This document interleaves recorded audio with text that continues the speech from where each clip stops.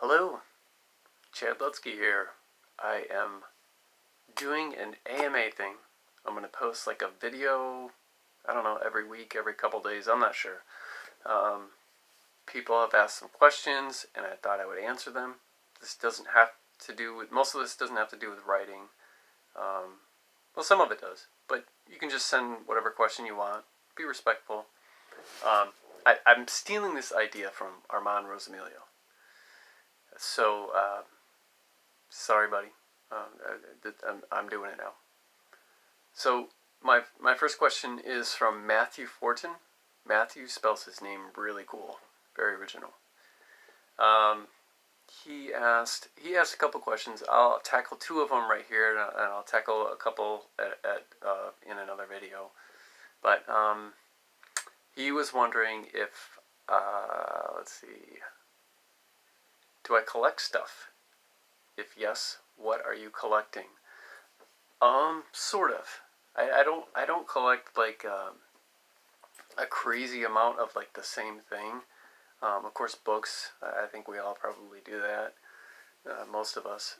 But there are certain things, certain like intellectual properties that I'm really into.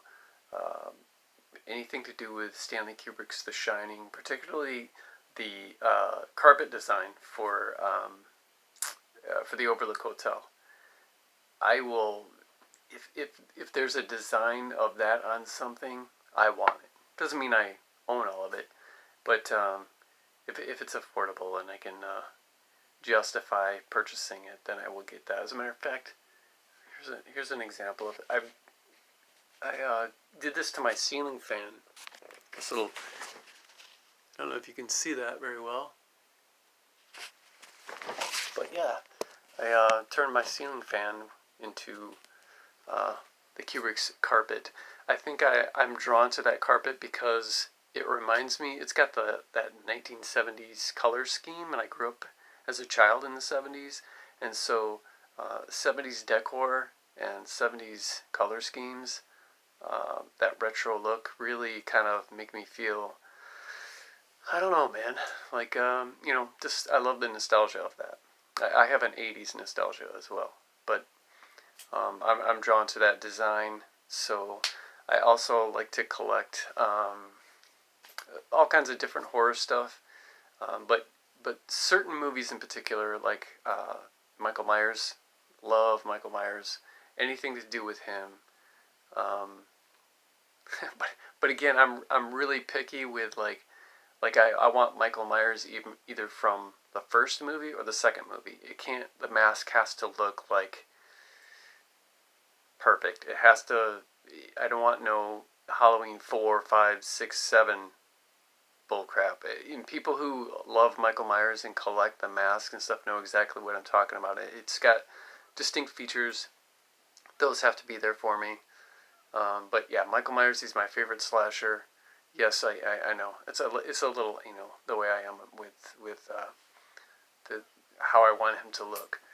But he's my favorite slasher guy. I also really like Jason Voorhees, Twin Peaks stuff, and Phantasm.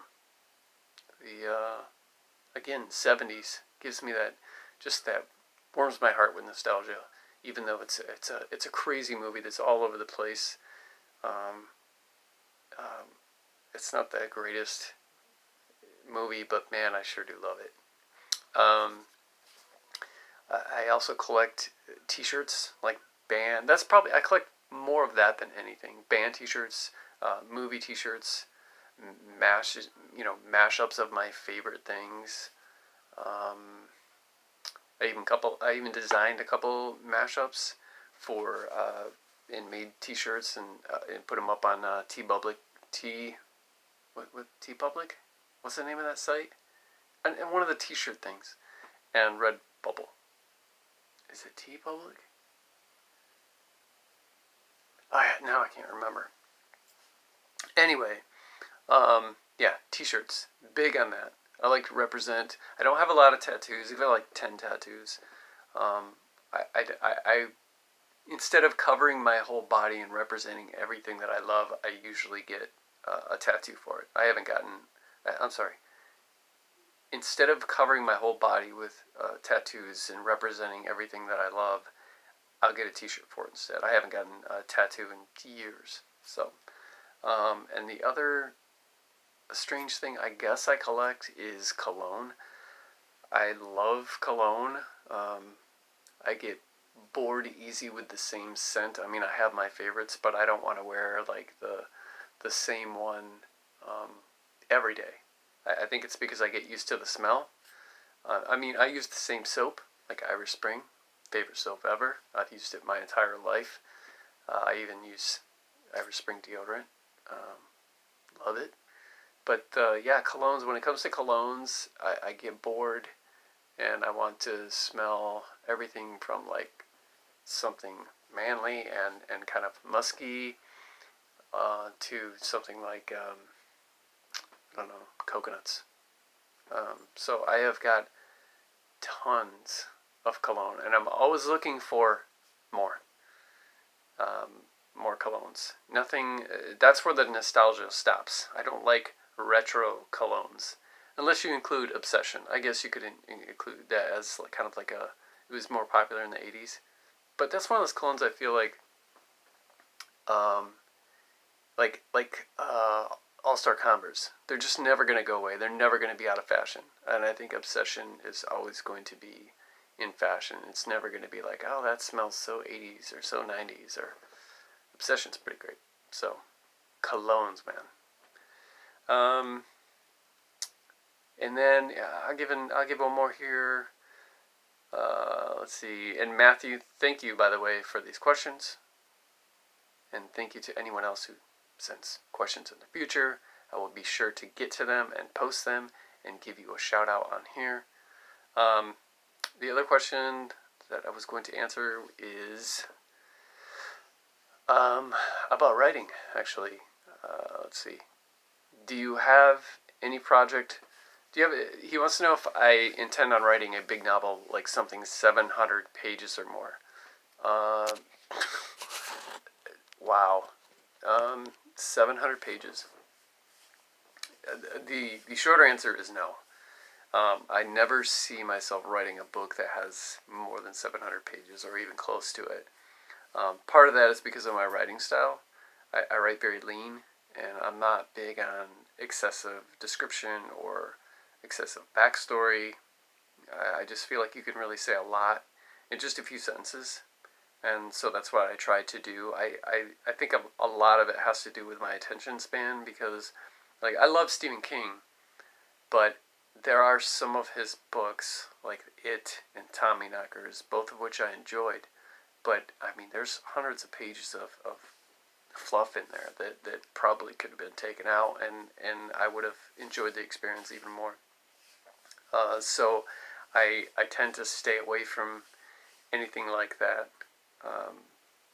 It's just my personal preference. I know a lot of people love that, the big meaty books with all that fluff and all that stuff. But just for me personally, I'm not into that, and so it shows in my writing.